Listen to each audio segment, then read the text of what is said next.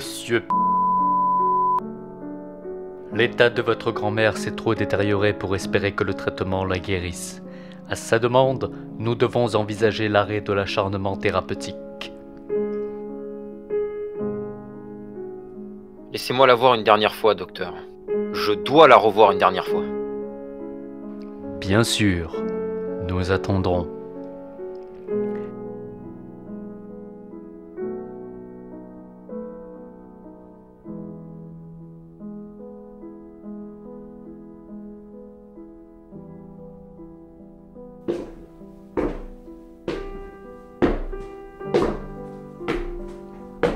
Monsieur... C'est moi, oui. Nous avons préparé votre grand-mère pour qu'elle puisse vous recevoir. C'est gentil à vous. Toutefois, je dois vous prévenir que son état s'est quelque peu... disons...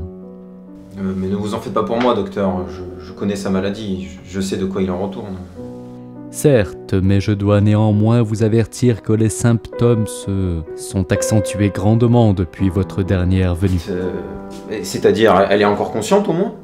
En vérité, monsieur... j'ai peur qu'une certaine forme de... déraison se soit emparée de son esprit. C'est-à-dire, qu'est-ce qu'il en est exactement? Nous avons bien essayé de reconstituer sa chambre personnelle, mais... Youpi, pipi! Qu'est-ce que tu fais sur le seuil? Toi!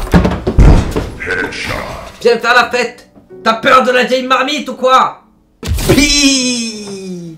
Grand-mère, il y a quelque chose dont je dois te parler.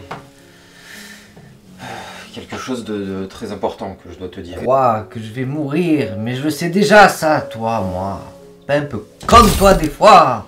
Mais non, écoute, tu te souviens quand j'étais petit et que tu me gardais? La fois où tu m'as trouvé dans la chambre de papy. Tu joues à la flûte avec un salsifis, tu veux dire? Quoi? Non, mais non, non. Ah, je me rappelle plus bien alors. Non, la fois où tu m'as trouvé en train de jouer avec les affaires de papy le gamer. Souviens-toi. Oh, des documents de bactériologie. T'as toujours été un peu dérangé comme enfant, toi. Oui, bah en fait, je t'ai menti ce jour-là. Oh. En fait, j'étudiais pas les épidémies. Oh. Laisse-moi te raconter.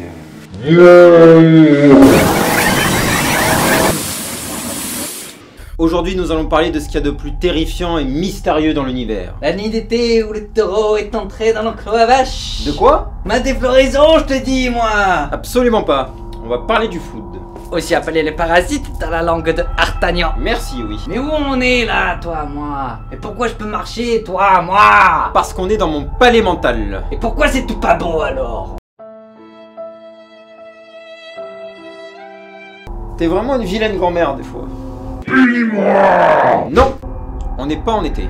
Le fait est qu'on craignait que le mal vienne des conquistadors de l'espace. Youpi! Tu vas parler des convenances, fils! Toujours pas, non.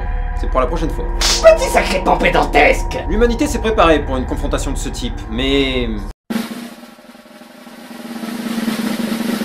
Je pige! C'est de Dame Nature que vint le fléau redouté. Comment c'est qu'elle fonctionne, cette petite pute-là? Le flood agit à la manière d'un parasite. S'il peut survivre seul, il a néanmoins besoin d'un hôte pour pouvoir se développer et proliférer. Un peu comme ma première blénorragie! Mais son atout peut-être le plus redoutable réside dans l'esprit de ruche qu'il crée entre tous ceux qui l'infectent et qui lui permet, virtuellement, une ubiquité quasi totale. Comme ce qui sauverait l'humanité, répandrait la joie partout dans le monde. Tiens, elle était mignonne celle-là. N'est-ce pas? C'est assez difficile de déterminer une origine au flood. Si on remonte loin, cependant... Oula! Ça va te faire mal. Si loin que remontent les premières mentions du flood, on peut supposer qu'il a connu un passé glorieux avant de se faire neutraliser par une arme construite exprès dans le but de le stopper. Mais allô! Tout à fait. Ce qui fait quand même qu'une arme de destruction massive est l'équivalent du Big Bang dans la mythologie de la série. Cynique, mais véridique. Toi qui signes, Arrête, ma Silmarion. La syphilis t'a saigné la cervelle, ma pauvre. Sayonara, señorita. Après ce premier échec, on n'entend plus parler du foot pendant un petit moment. 100 000 piges, une bagatelle, toi, moi. À l'échelle de l'univers, ça l'est, ma foi. Là où l'histoire se fait cruelle pour ce super tardigrade, c'est qu'il ne refait surface à nouveau pour se faire atomiser par l'intelligence humaine. Pousse-toi, petit, à mal alpha. Rentre tes ardeurs, je ne parlerai pas de 117 aujourd'hui. Hubert. Pas envie. Voilà pour la biographie du Flood, au point où on en est. Parce que c'est pas fini. Difficile de déterminer ce qui est vraiment létal pour un organisme de cette envergure. Si la dernière raclée en date l'a sûrement refroidi à se frotter une nouvelle fois à l'humanité, on l'a vu se faire discret pendant 100 000 ans avant de reparaître. Alors rien ne dit qu'il n'est pas en train de suivre une formation intensive avant de revenir pointer ses tentacules de par chez nous. Les échelles de temps usuelles, qui nous sont signifiantes, ne le sont pas du tout pour le Flood. Alors... Depuis quand tu es pratiquante? Depuis que j'ai trouvé un dieu capable de fédérer autant de formes de vie différentes. Il les a pas fédérés de leur plein gré, il y a hors-jeu! C'est toi qui es en jeu, toi, moi! La race humaine est trop dégénérée pour former une quelconque unité, toi, moi. Le Flood résoudra ça, je te dis. Ton dieu n'est pourtant pas si différent d'un humain quand on y regarde de plus près. Hérétique, je vais te taper, toi, moi. Les buts et la force de frappe du Flood le rendent démesuré à notre regard anthropique. Mais posons-nous la question un instant de ce qui motive ultimement notre parasite. La croissance sans fin et la connaissance. Soit rien que de très humain en somme. Et si le Flood ne diffère de nous que par sa puissance... Ninja Nina! Oh no! Il n'est pas fabulant de l'imaginer comme le stade ultime de notre évolution. Les humains ne vont pas devenir des parasites. T'es pas un peu farfelu, toi? Sur le plan biologique, j'en conviens. Ce n'est pas demain la veille qu'on aura des tentacules. Et c'est bien dommage, parce qu'on aurait pu se les introduire dans... Mais du point de vue psychologique, je n'ai pas l'impression de voir un comportement extraterrestre quand je regarde agir le Flood. Tout comme pour le spécimen occidental contemporain, il n'y a pas de sagesse séculaire qui soit en mesure de faire fléchir les velléités destructives du Flood.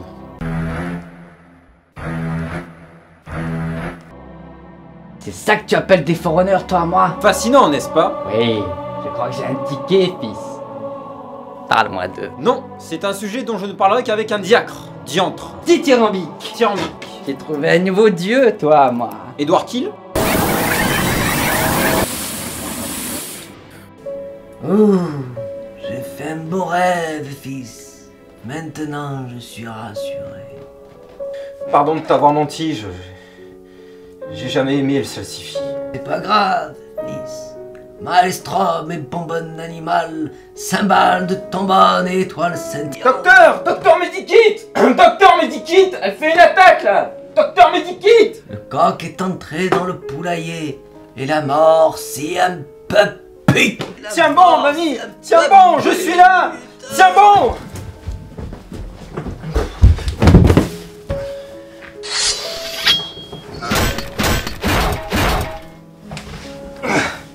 Mamie, reste réveillée. Je vais chercher le docteur Medikit. Arrête ça, fils. Je suis fatigué maintenant. Mamie, je suis tellement désolé. Toutes ces années à te mentir. Tous ces petits plats au salsifis que je t'ai préparés. Pardonne-moi. C'est déjà le cas, toi, moi. Vraiment? L'important, c'est pas les plats au salsifis, fils. C'est l'amour pour ton petit cul. Tu refais une attaque? Docteur Medikit! Docteur Medikit! Laisse, fils. Je suis heureuse qu'on ait pu se dire la vérité avant de nous quitter pour toujours. Malheureusement, tu as hérité de la même démence que moi. C'est peut-être ça qui m'a franchi du mensonge. Alors je t'en remercie. Adieu, toi, moi. Dors bien, grand-mère. La mort est un plus beau rêve qu'on le croit.